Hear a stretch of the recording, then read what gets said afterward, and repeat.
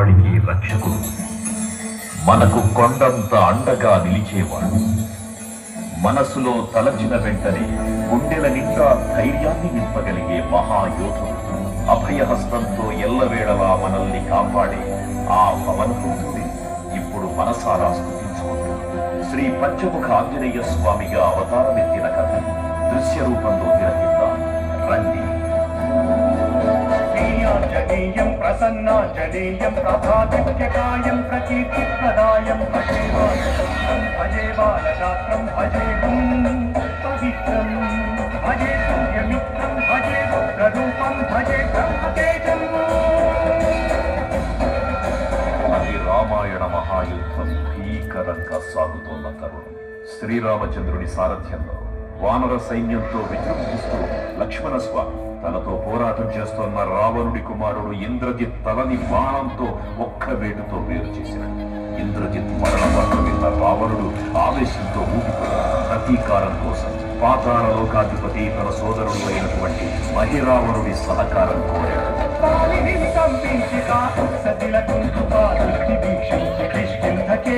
శ్రీరామ కార్యార్థమై లంకకే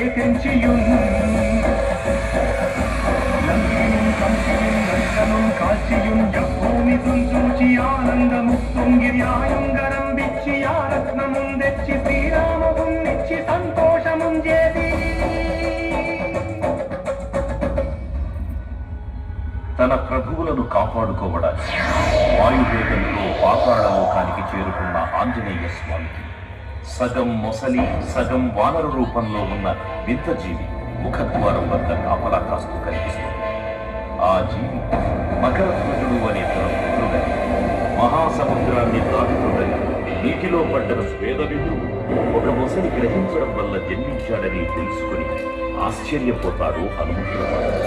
బ్రహ్మాండమైనట్టి ఆ శక్తిని వైచి ఆ లక్ష్మణున్మూర్తనొందింపగానప్పుడే నీవు సంజీవిని తెచ్చి సౌమిత్రికిన్నిచ్చి ప్రాణంబు రక్షింపగా కుంభకర్ణాదులన్నీరులంబోర శ్రీరామ బాణాగ్ని అనంతలోకంబులానందమయ్యుండ నవ్వేళనం విభీషణు నేడు కంతోడు కన్వచ్చి పట్టాభిషేకంబు చేయించి సీతామహాదేవిని తెచ్చి శ్రీరామునిచ్చి అంతన్నయోధ్యాపురించొచ్చి